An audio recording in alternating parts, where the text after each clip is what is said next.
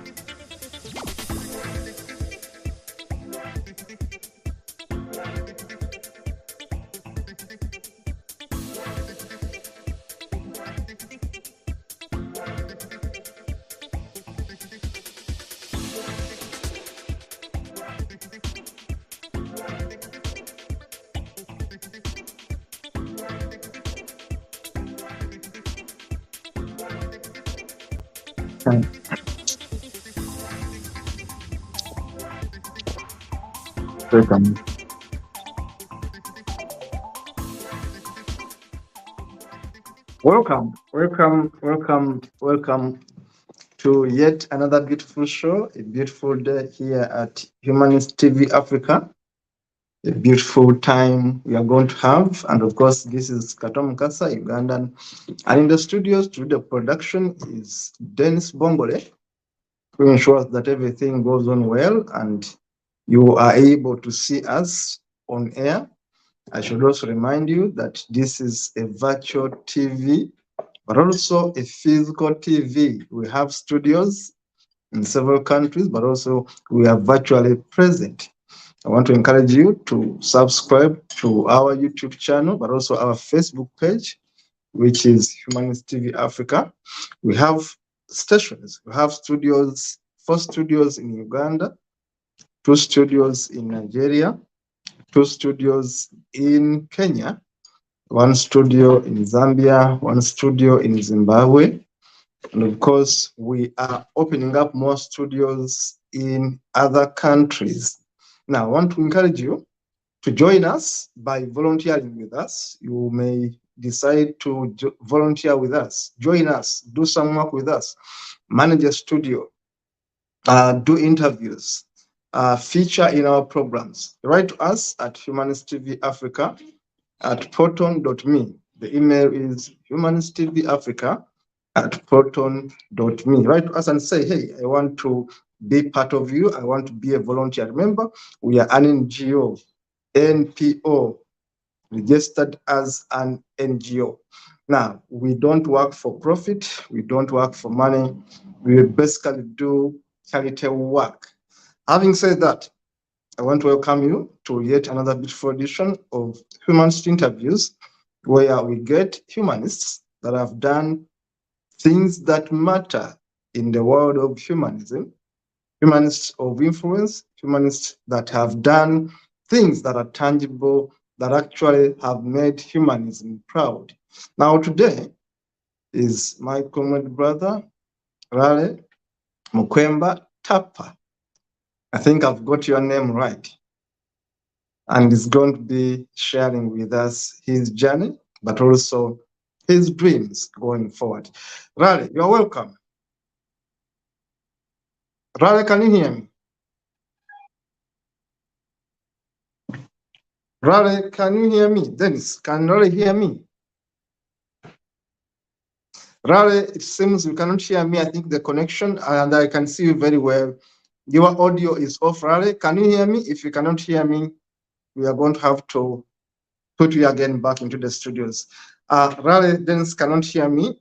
I think we can get him off, fix it, and have him back. Larry Mukwemba Tepa is going to be our guest tonight. And of course, we're going to have a good time with him.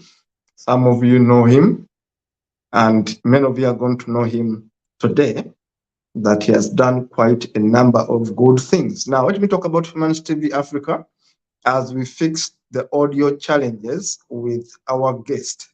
Humanist TV Africa began as call to humanism, call to activism in June 2022.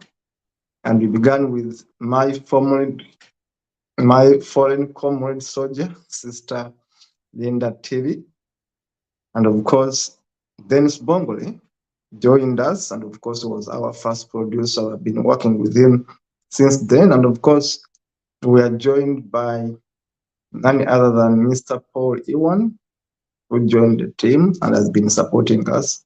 And of course, we got Brian Kabeko on the team, and Nandip Bongfa, Nana in Ghana, Fidelis Ngoma in Zambia, Taoya Chinama in Zimbabwe, Brian Kabeko in Kenya, and the list continues. That is Humanist TV Africa. We are about 15 people behind this network, and we are still growing. Raleigh, can you hear me? Raleigh, can you hear me? I can see you clearly well, but the audio is down. Raleigh, can you hear me? Yes. Yes, I can get you, Kato. Kato, how have you been? I'm okay. How have you been? Yeah. Now, it's good you can hear me. Raleigh, I've just briefly introduced you, but of course, I just said your name. I'm going to request you to let the viewers know who is Raleigh, the man behind the glasses. Yeah. My name is Larry Tepa. Uh, I am Zambian. Born in Zambia. I grew up in a church environment, so my entire childhood was quite very involved with church. My early years, I went through Sunday school, the same church. Primary school, the same church. So it was Sunday to Sunday in the same environment, church after church. So that's a bit about me. By the time I was getting into adulthood, I was part of one of the youth committee members of the church, leading the church and being of service to the church. So by the time I was coming out as an atheist, it took a whole lot of energy to talk to people, share my story, and let them know that I'm leaving the church. And that's when I formed my first secular organization, Humanists and Atheists of Zambia, just when I left the church. So that's the story about me. Well, thank you so much. That's great. Of course, I knew you from your organization, Humanist and Atheists of Zambia. In fact, I was a board member by that time for Humanists International when we voted your NGO to become a member of Humanists International. I remember very well defending that NGO because, of course, I was seeing what you were doing in Zambia, and I'm grateful that I've done a great job. Now, rather before we reach there, people would like to know, how was it like growing up in Zambia? Because the Zambia I know from reading books is the Zambia of Kaunda, Kenneth, which had humanism in 1964 as a philosophy that governed, that formed part of the governing process under Kaunda. And I can say Kaunda is one of the founding fathers of humanism in Africa, especially when we talk about people who come out and say, I'm a humanist. Of course, he saw humanism from a different angle altogether, but to me, he was the true hero of humanism for Zambia. Now, when you look at Kaunda having Zambians think about humanism, and of course, having a humanist day, there were some events, Humanist Month, something like that. I was reading and I documented him. Now, I looked at Zambia as a country that was diverse, of course, with religious people, but people who could also think independently of religion. Now, how was it like growing up in Zambia? Because we're talking about church. Are there things which strike you when we were attending church, were our parents very religious? How was it like growing up in a religious environment in Zambia?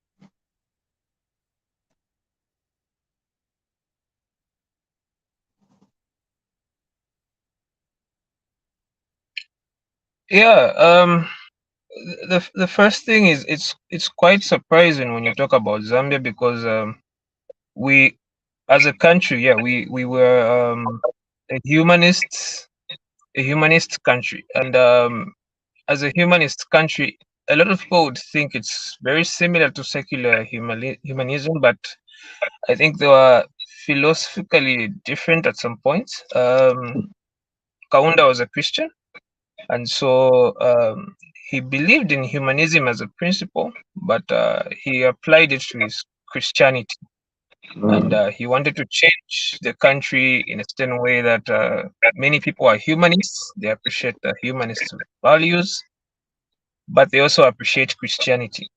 And as we got further into democracy, the next president made it a Christian nation and just removed the whole humanist part. So Zambia is a deeply religious state. Almost everything about Zambia is about Christianity and religion. So atheism is like that thorn that people are now hearing about. So they're thinking, yeah, now there are these guys. What do these guys want? These guys are Satanists. These guys are what? So it's not really in particular something that is an advantage or grants favor to people. It's more of you find yourself on the fringes of society like an outcast. And you have to be comfortable with the idea that many people will not like you for your beliefs. You'll be ostracized on social media. You might not get jobs. Some family members might not talk to you. Things like that. So that's how it's like living in Zambia for being for non-religious people. Thank you so much, Larry. And you are right. Kaunda was a religious humanist. Why I loved him is at least he popped out the idea of humanism in the minds of Zambians. I remember very well a few years ago, Rally, you were behind a campaign to stop politicians in Zambia from making Zambia a theocracy in a way, because they were changing the constitution just a few years ago to make Christianity, if I remember very well, part of the constitution and more like a state religion. Now, looking at that kind of background, and then you growing up in this environment of Christianity and all that, let us first go back into the basics. How was it like going to school in Zambia? Were there so much religious? Did they indoctrinate you in one or another? And then how do you get out of the bus of the bandwagon? When was that and why exactly did you jump out?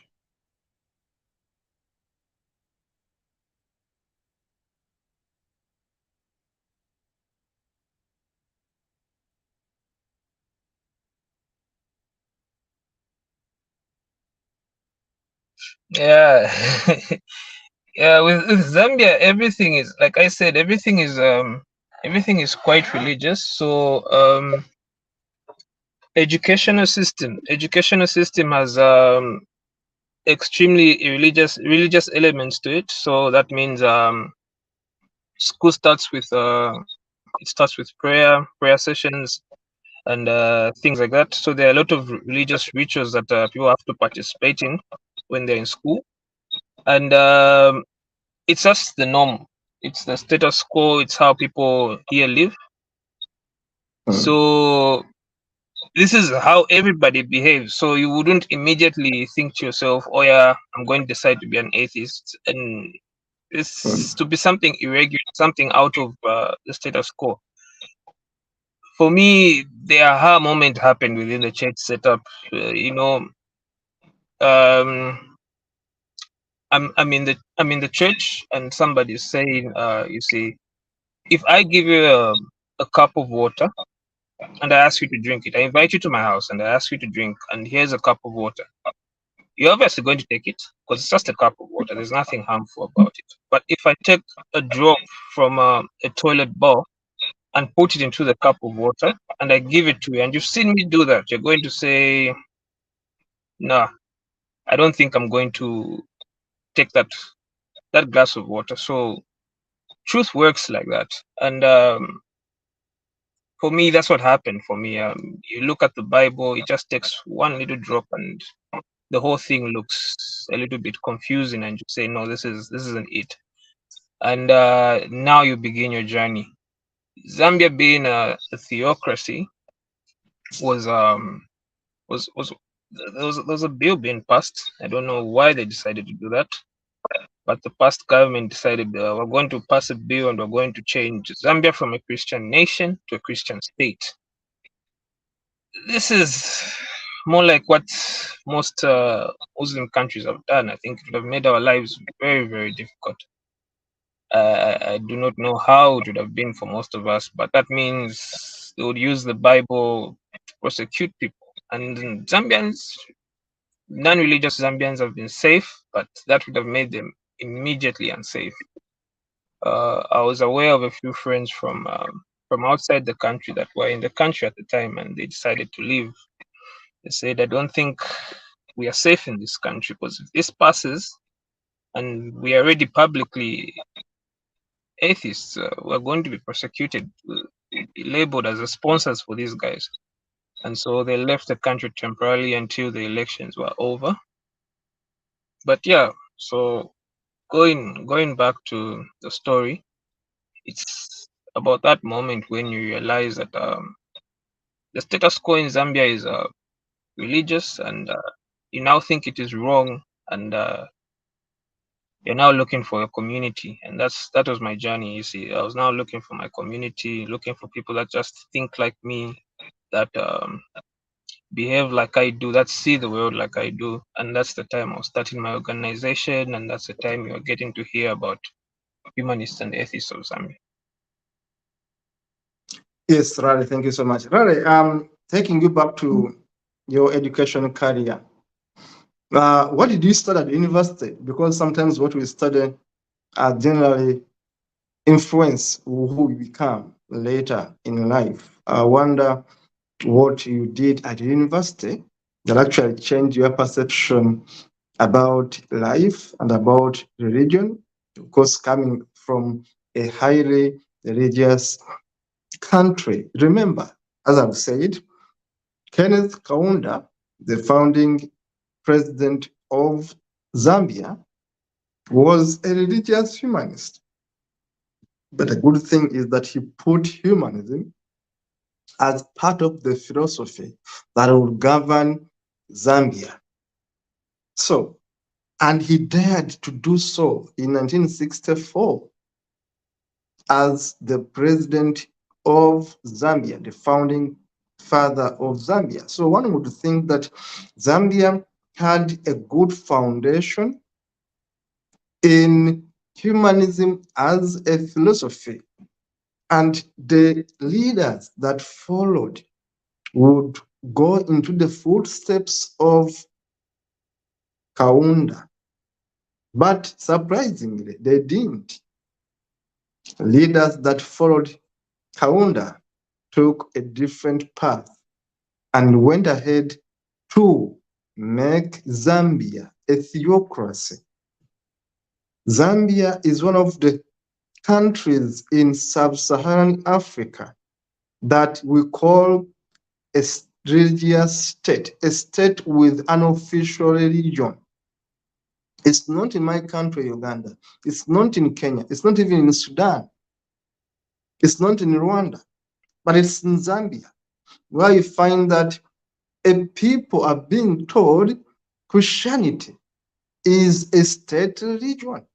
It's embarrassing for Africans to embrace Christianity.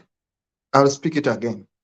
It is very embarrassing and annoying for Africans to embrace Christianity, but again, make it worse by making it a state religion.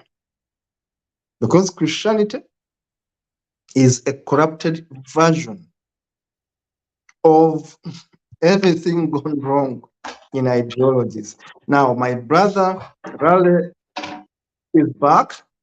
I know there are network challenges. Raleigh don't have to worry about getting out and getting back. You will know you are facing trouble with the network. Maybe where you are, it must be an area with poor network. I'll continue to talk about Zambia as Raleigh gets back on set. Zambia becomes the first sub-Saharan country in Africa to declare Christianity as a state religion. It's embarrassing, it's annoying, it's ashaming for Africans to embrace Christianity and to make matters worse, to make it a state religion. Why do I say so? Christianity is a violent religion. Christianity is a religion of corruption, is a religion of misogyny, is a religion of imperialism, is a religion of colonialism, and is a religion of slavery. If you don't know Christianity, it is the worst religion you can think about. Christianity has killed more people than Islam. The Dark Ages, the Crusaders, all used Christianity to kill thousands and millions of people worldwide. The imperialists, the Romans, used Christianity to spread their influence. And the rest that were conquered by them used Christianity to subjugate the rest of the world. The Saxons, call them the British, used Christianity, copied from the Romans, to advance their empire, to subjugate the rest of the colonies they took over. So it always surprises me.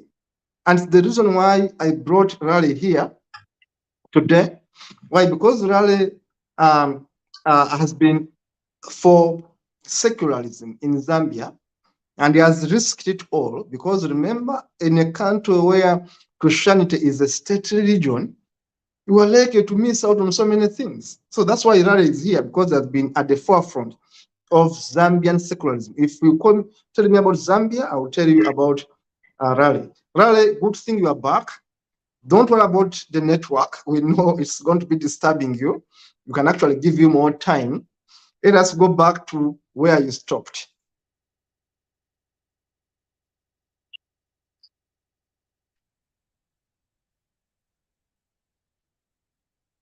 Yes. Yeah. So I think I was talking about theocracy. Yeah, the theocracy and how it disturbed the country. And I was also talking about how humanists and the atheists of Zambia started. And yeah, so after I had to find my community, find people just like me, people that see the world like I do, and that's you voted in the organization, and we were finally part of the global humanist community, and we also were scheduled to have our first conference, and we decided to put it on the National Day of Prayer because we wanted to announce that we are here. So we decided to put it on the National Day of Prayer, and there was a huge backlash. I think, yeah, it was on a lot of major platforms. A lot of people are calling for our heads. I think there was even a response from the president himself. And so there Wow. was a huge, huge backlash because now people are hearing that, okay, yeah, fine, now there are these guys. We just thought it was maybe us, Muslims, and maybe Hindus, but now there are also these guys, they're calling themselves humanists. And yeah, that's our story. That's our story. And I think from then on, yeah, we now had to establish the National Humanist Body, and that's Ethical Society of Zambia, and I'm also happy to have been a part of that. Yes, right. Thank you so much. It's embarrassing again, I should say, that a president of a country is even annoyed to hear that they are humanists. When the founding father of Zambia, the Marxist Kaunda Kenneth, was a religious humanist, at least put humanism in the policy framework of Zambia. And we find politicians, because they want to win votes, they think humanism is bad. Those hypocrites you have in Zambia, who are so ignorant that they don't even know the history of Christianity. It's embarrassing when you read the history of Christianity and you know that this religion is founded in lies, in copying from Kemetic Africa, in lies, in trying to defeat the Jews who had their own religion called Judaism. Now, these Romans promote Christianity to defeat the Jews, but also to conquer the rest of the world. And they use Christianity to kill thousands of people. We see the Pope, not one Pope, not two popes, several popes who even had women, wives, and children, blessing soldiers, blessing armies in Europe to go conquer the rest of the world and enslave people. We see Catholic popes, the so-called founders of Christianity, blessing soldiers, armies to go and enslave people, to go and colonize countries, states, chiefdoms. Popes who are supposed to be the representative of a so-called God. We see Catholic popes blessing guns to go and kill people. We see a corrupted version of Christianity. Christianity based on promotion of imperialism and white supremacism. I repeat it, Christianity is based on white supremacism and imperialism. I wish Dennis would get this quote out there. Christianity is based on white supremacism and imperialism and has no space for people who want progress. Now, Raleigh is back. Raleigh has challenges with network. Raleigh, don't worry about the network. We are going to give you more time until we are done with this show. Raleigh, if you can hear me, please go ahead and talk.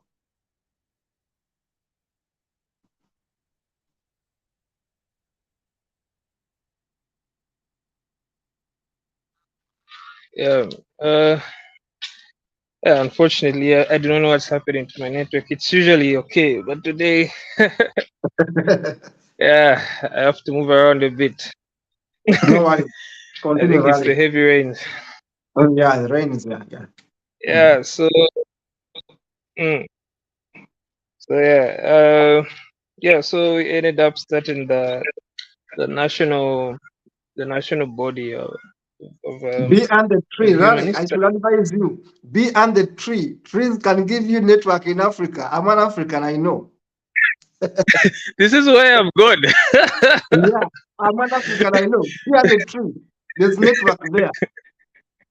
Yeah, so I've just said let me go outside, let me be under a tree. Yeah.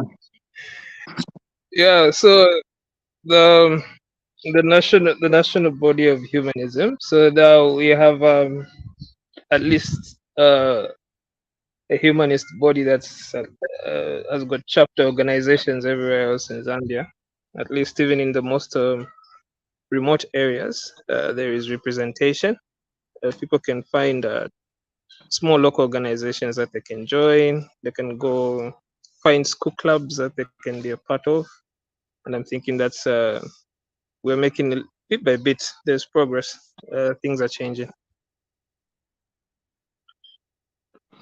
Yeah, Raleigh, thank you so much. Yeah. Raleigh, taking you back Uh-huh. to forming your organization in Zambia, exactly what motivated you to form such an organization?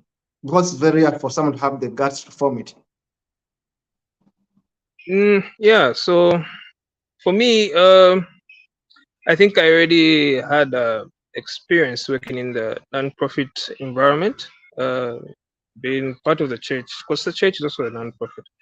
Being part of the church, organizing community events, I already had the experience of running something on a high level basis. So one of the things that was missing in Zambia was that even though we had people, we didn't necessarily have something that is focused, that has got mission, that has got a plan, has got a strategic focus, things like that. So the motivation was we can't just be here seated arguing on WhatsApp. Let's do something meaningful. And one of those meaningful things is to unite. Unite with each other. We share common ideas, common goals, and we begin to challenge systematic policies and try to make a difference within our own communities and national level, policy level, customary laws, or things like that, to see so that we're doing something more in terms of change. Yes, right. Starting this organization, exactly which activities have you been doing in the community? Well, for Humanists and Atheists of Zambia, I think I resigned in 2021, but before that, almost all our focus was on uniting people. And then with Ethical Society of Zambia, there are more community-based initiatives. And with Ethical Society of Zambia, I think we have several of them. There is a feeding program that was started this year, I think earlier this year. It was on a pilot program last year, but this year it took off, and it was called Twapia Feed Our Community. And I think I shared with you a picture. So one of these initiatives is that people can go to a public space, and they're able to create a feeding program, feed the local community that is in Twapia, and share a meal, talk about other issues, especially community-related issues that people are facing, and find solutions to those challenges that those people are facing. There's also another initiative that we did, and that was an adult literacy program, and this one was funded by the Pollination Project. So, Pollination Project is just one of these large grant-making organizations that give small money to ideas that can change a community. And so they thought, oh well, this project can really impact adult learners if they learn. There's someone there that's able to teach them how to read and write in the community. We can fund this idea. We can give them some money for this program. So I think these are the two ideas that I could come up with at the top of my head that we're part of in 2023. That's very impressive, Larry. I have to commend you for that. It's quite good that you are doing some bit of food campaign. I should give you some idea, actually. Yeah. So when I was in Scotland in 2018, I think, I got to know a program called the Tea Run. And the Tea Run, the Scottish Humanist Association members go into big food stores, big supermarkets, and create friendship with owners, and then they get foodstuffs that the supermarket wants to give away, because if they stay, they will spoil. They'll get spoiled. So like a win-win, the charity gets the food, gives this to the poor, but also the supermarket gives back the people. I want to suggest that kind of idea to you. I found it very fascinating, especially now that in Zambia, there are some rich people, there are some rich NGOs, there are some rich companies, there are some rich supermarkets. Maybe that idea I want to share with you can also boost your food program. I found it very fascinating in Scotland. Yeah. Yeah, Mm. it The- it it it sounds very, very No, interesting, and I think this is something we can actually do. It's something we can actually do. yeah, we tried it in Uganda with my NGO Harea, and of course we got a lot of support. You got foodstuffs, we got clothes, you got mattresses. We took them to refugees. We have so many photos on our website. You used the same program, the same approach you copied from Scotland, modified it a bit, and took it to our advantage with my organization. But I believe you can even do better in Zambia when you get these people to donate what they're about to throw away and give it to the needy. To me, it works a lot. Zambia now are really going to your adult education program. It's quite impressive. How do you relate education and humanism? In your view, is there a correlation between education and people getting more secular, or we are wasting time? Yeah. I think there is a correlation, but for me, the main focus of the whole project wasn't necessarily to share humanism, but it was more or less, if you give people the tools, they're able to find these solutions to themselves. Zambia has a problem where most of the people that are learning today are younger. So that means most adult people do not have access to, they can't read or write, and they are most likely the marginalized community when it comes to education, because the focus has always been on the younger generation. But you also have to know Zambia is a young country, and then there are many older people that have been marginalized. So the project was now aiming at the community that has less opportunities, and we're telling them, oh yeah, no, look, listen, we're humanists, and here's how we can go about this. So I know you might be difficult. You're older, you cannot learn English. It might be difficult to understand, but you can read in our local languages. That's why it's an it's an adult education in indigenous culture. So teach people how to read and write in local languages. And so education itself, it gives you the tools to understand the world you read. It opens up your mind, to critical thinking, objective reasoning, all these tools that can allow you to see the beauty of humanism. Because if I just said, yeah, be a humanist, somebody might become a humanist because they think, man, maybe I'll get some money out of this. But if you give somebody the tools and the resources, they'll be there thinking, okay, now I see how they're thinking. I see how they're arriving at these decisions. I can follow their train of thought. And so this is more or less the whole idea behind it. Yeah, right. Thank you so much, Ray, for that feedback. It's quite impressive.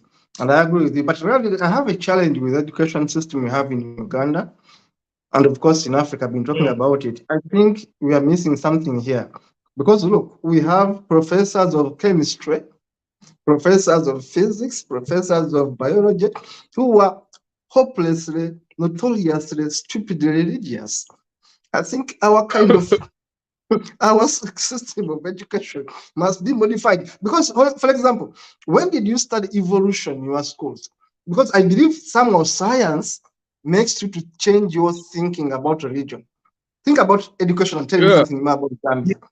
Mm.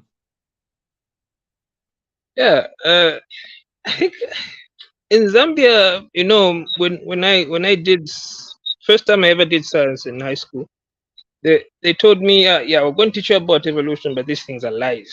They already start you off on that these guys are liars. As we believe in the creation. So, but this is what they told us to teach you anyway. So we're going to teach you. And as you get older, sometimes you start asking yourself these questions. But this makes sense, and this is a little bit shady.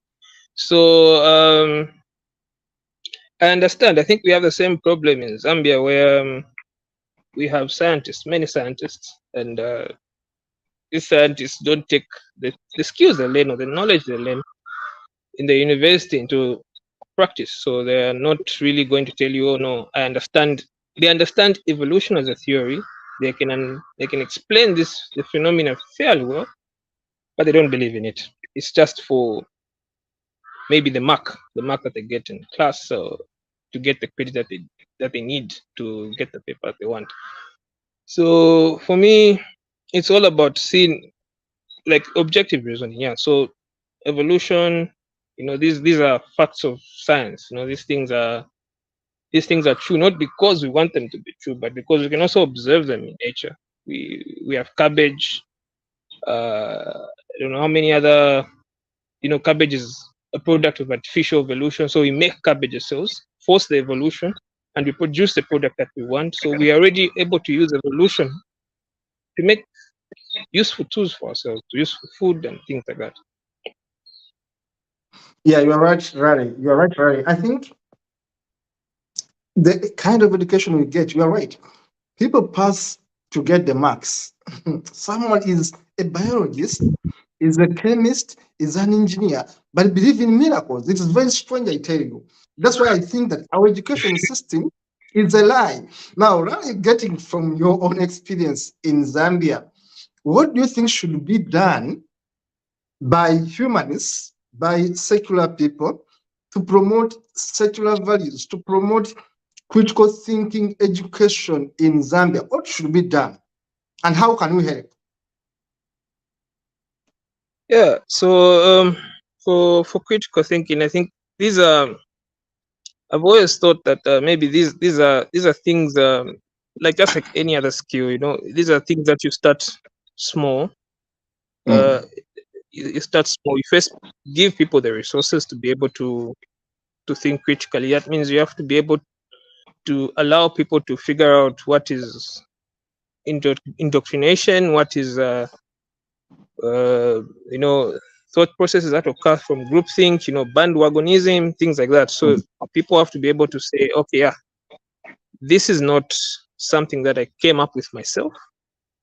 This is something that I just heard. This is something that other people have just talked about. Let me discover this for myself. So I've seen some books that are being given around. Aside from books, even I think the root cause might be the whole entire educational system. Teaching people to be able to think for themselves. It's not something that people just come across. It's a skill that somebody has to learn. So it has to be a deliberate effort. It has to be a deliberate effort, an intentional effort towards making sure people develop a culture that is adherent towards critical thinking and objective reasoning. Raleigh, there's something you talked about on your Facebook page, which I liked a lot, and I wanted to explain it to the viewers. You talk about the theory called the God of Gaps. How do you explain the theory to the viewers? Yeah. So there is always this thing where you don't know something. You have no idea about what it is. So most people talk about life in general, like how did life begin. Most people do not know how life began. So when you do not know something, most people, it's perfectly normal to say, hey, I don't know what I'm talking about. But most religious people say God did this. So when immediately you say God did this, you place God into that gap. It's called a gap in knowledge, where you do not know what's exactly happening in that instance, but you place God. And when you place God into that gap in knowledge, it becomes God of the gaps. Now, God of the gaps is a very interesting phenomena, because what happens is now God will be chasing gaps, because science will be filling in those gaps as time goes by. So each time science realizes something and we find the theory to something, we discover something, God gets removed. In early days, people used to pray to the moon, to the sun, and then we explain what these things are. So now the gap is being reduced and reduced and reduced. So the God of the gaps theory is, yeah, placing God into that gap in knowledge. And then it's a fallacy, because science always fills in those gaps. We get to know more and more as we develop. So this is basically the God of the gaps theory. Yeah, I love the God of the Gaps theory because, as explained by you, and I have to thank you so much because honestly, people in Africa, this is not self-hating. But I think we fall for so many stupid things that the theory of the God of gaps makes meanings. Because how do you explain things to do with a man having a woman, a man, a woman being made from a man's rib, when we all know that in science, a man has different chromosomes than a woman. Therefore, you cannot simply get a body of a man and create a woman. But people who have gone to school believe that actually from a man, they made a woman. People believe in stupid things that actually you think it must be a young boy, a young child to believe in them. Think about Jonah being swallowed by a fish and being transported to Nineveh. A man swallowed by a fish, then he goes to Nineveh. Think about Jesus Christ walking on water. Think about Moses parting the Red Sea and all the nonsense and all the nonsense. But people in Africa believe in the God of gaps. Think about a God who creates the earth without the sun, who creates the plants without the sun. And you begin asking, what comes first? If someone knows biology, if someone knows chemistry and physics, how do you believe in the theory as depicted in Genesis, the God of gaps? So basically, I find your explanation very fascinating about the God of gaps. And I think Africans are notoriously religious. But the question I always ask is, why our people so gullible? Our people, mine and you, why are they so gullible?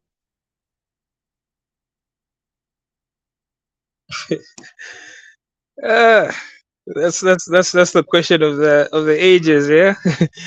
I always ask myself the same thing too, and eh, maybe it has to do with colonialism, being subject to such a harsh environment, and but mostly I think I would blame it on poverty. When you do not have answers to your questions and you're suffering, the easiest thing is being religious. You think, yeah, I'll hang my hope on this imaginary thing, and this is just where I'm going to lean on. Most countries that are well-to-do, that are doing so fine, you find there's very little people that are religious. Very small pockets of populations that are religious, but in poverty-stricken countries, skyrockets, and you find it's always correlated to education.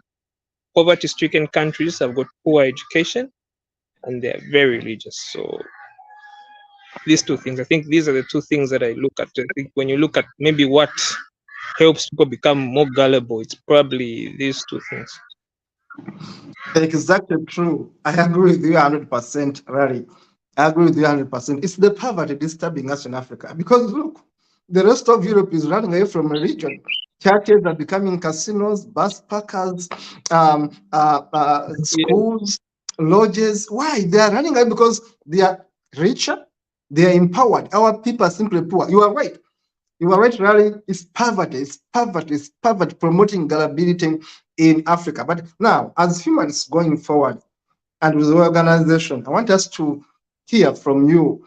How can we partner with you to do what you do, to continue doing what you do? And how would you like people watching you to support you and your organization?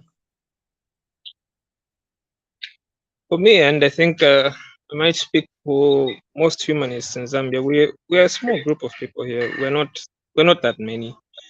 And like most countries have got a lot of humanists, but here in Zambia we're quite few. We all know each other. Like we most likely have each other's information, contact information. We've added each other on our socials.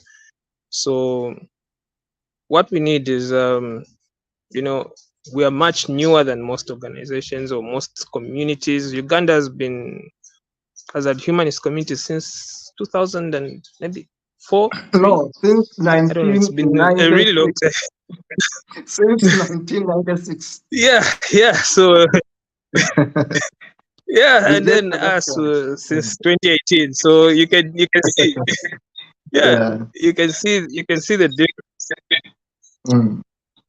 So as a as a younger community, the support can happen in many different ways. It might be partnering with, maybe you've got a project that is impactful in Uganda, and you'd like to share the details of those projects and see how, if it's replicated in Zambia, how it might also benefit the Zambian community, providing advice, because we know a young organization means also we also get into a lot of quarrels and arguments, and because we're still fairly very new, so Exactly. um, Mm. those kind of things, guide guiding, yeah, yeah, these things. And also, yeah, I think I also see the value in inter country projects, like cross country projects, things where there's a combined effort between a more experienced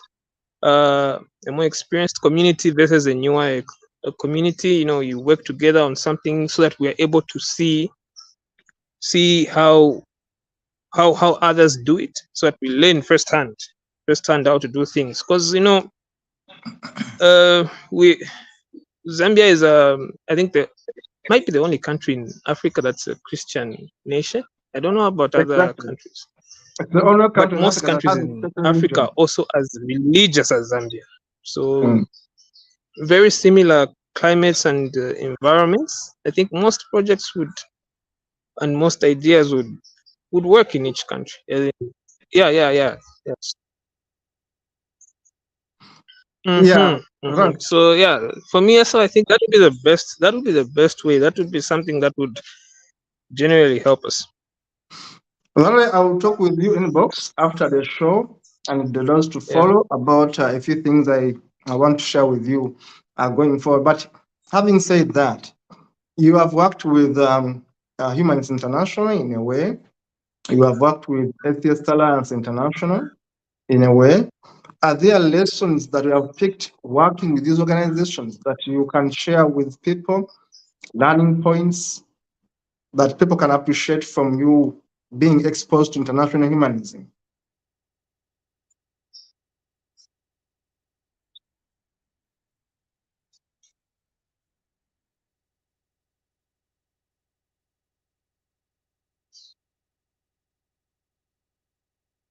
That I don't know whether you have heard me. Maybe network problem. I was talking about you sharing with the viewers your experience working with international community of humanists. What is it like working with these organizations? Now, going forward, Rally is having challenges with network, but of course, as we have heard, Larry Mukwemba Tepa is a Zambian humanist and atheist, the person behind the question of the ethical society of Zambia, and of course, the Zambia and Atheist and Humanist Association of Zambia, which we were able to adopt when I was a board member of Humanist International.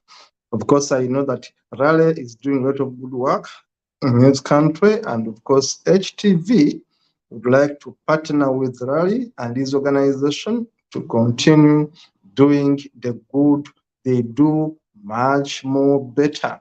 As you can see, they are doing activism, activism from the word heart. They are educating people through providing adult education.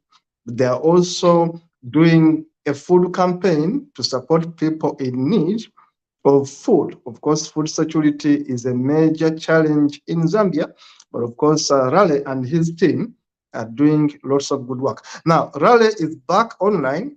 You want to go back to Raleigh and ask him a few questions going forward. Raleigh, we are going to conclude this, but of course, we are going to invite you back, especially on a day you think you have a network better. You just alert us early next year in Yeah. January. We'll have you back here in January. Raleigh, going forward, Raleigh, learning from your experiences, you have worked with Atheist Alliance International, you have worked with Humanist International in a way, you have been a founder. If I remember very well, you were a founder of the first secular and humanist organization in Zambia. So no one can take that from you. People normally don't appreciate what people do. I do appreciate. what we have done for Zambia. Now, going forward, Raleigh, there is a problem in Zambia, which is a problem for Africa. It is the problem of homosexuality, not a problem, but homophobia is the problem. Take us through this challenge in Zambia and how you and the organization, if you have done anything about it, or the perception, the perspective, and how maybe you may want us to help to sensitize people and help those people who are being witch hunted in Zambia. Homophobia in Zambia.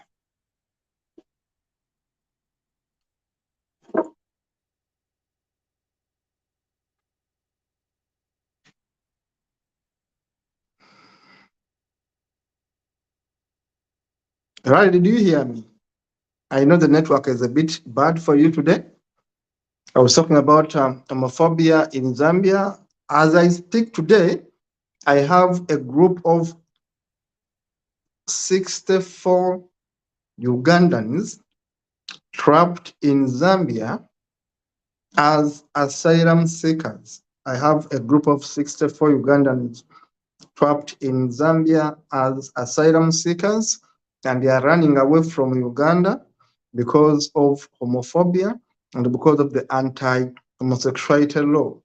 And in fact, next week, I'm going to feature one of the leaders of the people running away from Uganda who are currently in Zambia. Yet the country they have gone to seek refugee from UNHCR, from United Nations and Red Cross, the country in which they are is basically witch hunting them. I have got news that the governor of the state where these people are is basically witch hunting them for being homosexuals.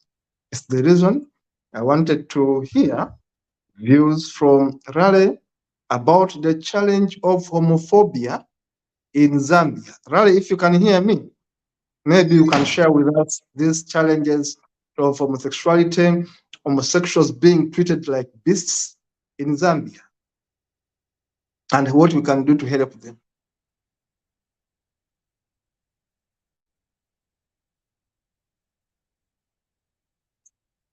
I think Raleigh is having, yes, Raleigh, continue, Raleigh, go ahead.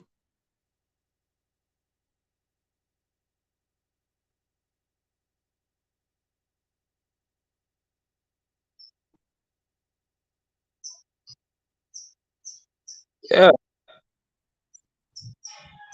Uh, Zambia is a deeply homophobic country, and for the most part, the Zambian populace is actually intolerant towards. It's intolerant towards the LGBTQ community, and the humanist community from the get go has always been in support, like 100% in support of the LGBT community. One of the first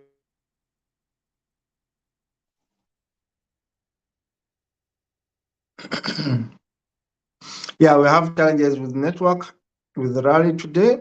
You cannot blame him for this shitty network. In Uganda, it's even worse. In Kenya, our colleague Brian Kabiru cannot be online because of network issues. Sierra Leone, the same challenges. I think it's a problem in Africa today, given the weather.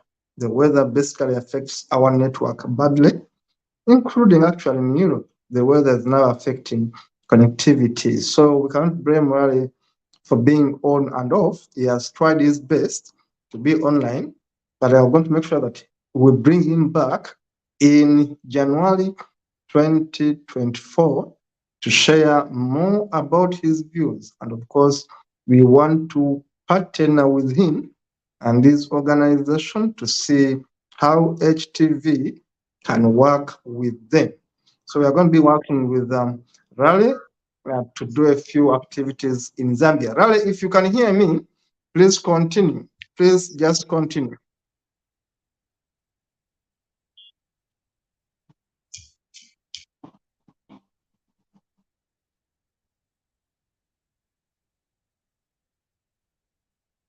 All right.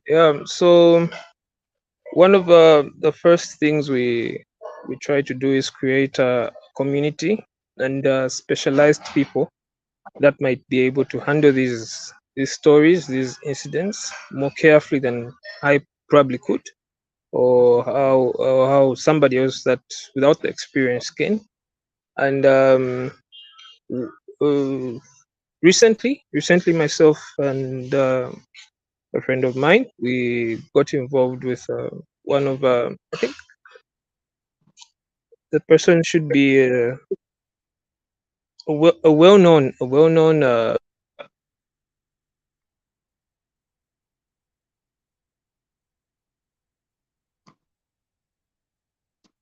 Rally has a problem with network.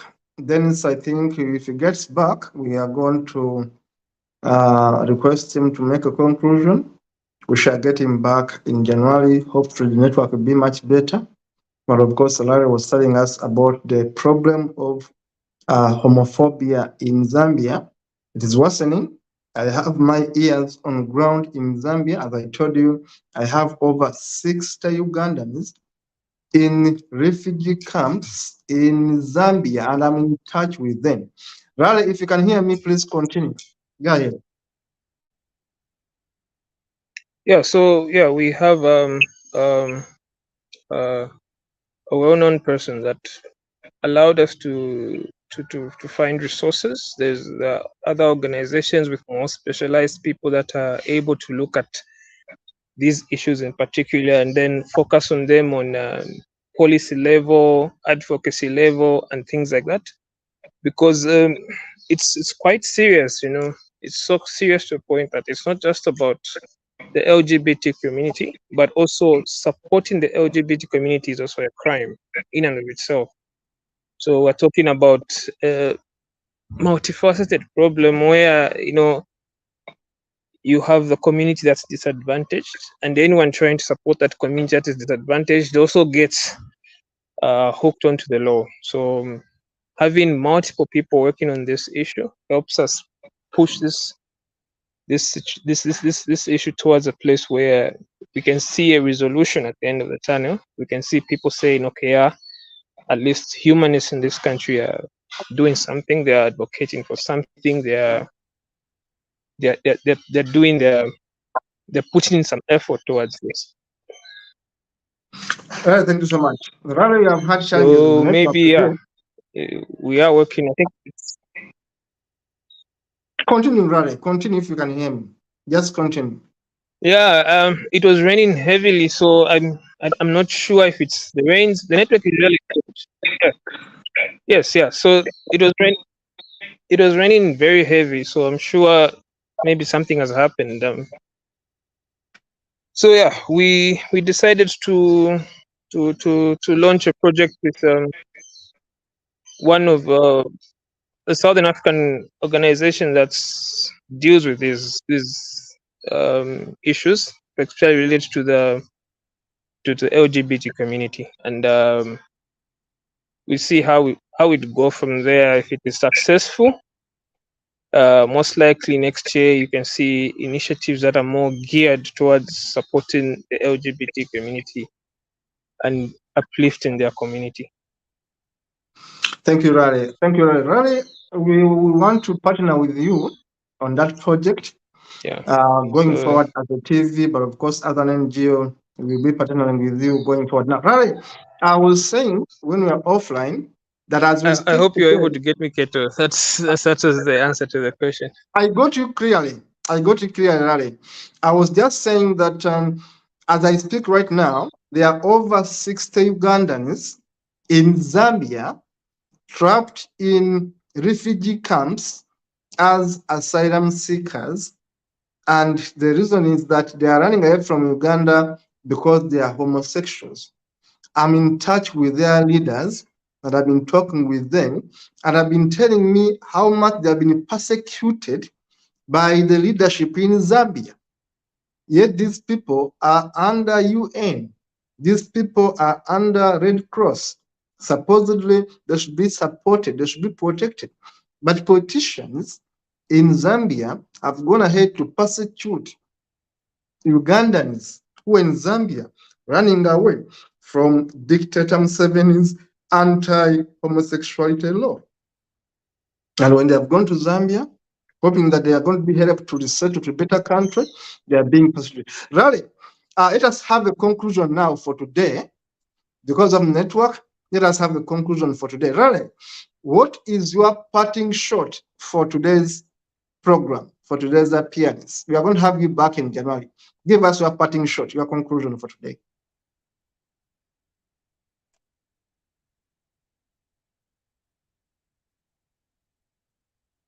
Yeah, I think it's been wonderful to be a part of this episode. I think this is one of the ways in which humanists can contribute to each other, especially in Africa, because we've always been looking towards platforms that can combine African humanists together, and this is one of them. And I'm really, really happy to have been a part and share what's going on in Zambia, what we are doing, what we have done, and where we think we're headed to. And I hope my story inspires others that are trying to do the same in their country. And anyone that wants to reach out to me can easily find me on social media. You can send me a text, and I'll be able to respond to you and help you in any way that I can. So, yeah. Raleigh, if you can, share your email if you want, but of course, your Facebook name, so people can be able to check out on you and reach out to you. Yeah. So it's Larry Mukwemba Tepa. So yeah, I'll try to comment right below the interview. So, and then you can reach me on email on larrytepa@gmail.com. Yeah, Dennis is going to put right here on the screen. Dennis, please, the email is rallytepa@gmail.com. He's going to write it right down there. Raleigh, it has been really nice having you. I have to say that the network has been a problem today. And of course, it's not only you. It's almost everywhere in Africa. Many of our interviews are being interfered by network, including in the UK. The network is becoming terrible because of the weather. But I want to thank you so much, Raleigh, for the work you have put in, for the efforts, for being a founder member of Atheism and Humanism in Zambia, to being a man behind organized atheism and humanism. It's not something we take for granted. It's a big, big achievement for Africa and for Zambia, and we want to credit you for your efforts. I want to say we shall get you back on set in January. You will choose a day when you think you have the best network. When Google will be on your side, you will choose a day, and we will have you back on this TV. This is Humanist TV Africa. The email of Raleigh is right there, rallytepa@gmail.com. It's right there on the screen. You can write to him. You can have more of this conversation with Raleigh. Raleigh, we shall have you back in January. We will choose a day when Google will favor you, and we shall have you back on the set. Thank you so much for being part of the show, and see you in the next one. All right.